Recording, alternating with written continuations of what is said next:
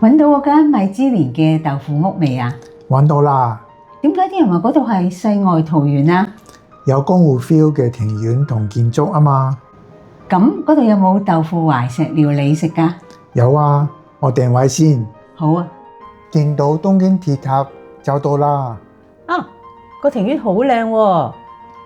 畫裡面啲人用山水同埋最好嘅黃豆嚟整豆腐。呢啲嘢食唔止好靚，仲好味添。個小姐開始幫我哋整熱啲豆腐啦喎。粥筍飯趁熱食咯。佢哋招呼得好周到啊！食甜品啊！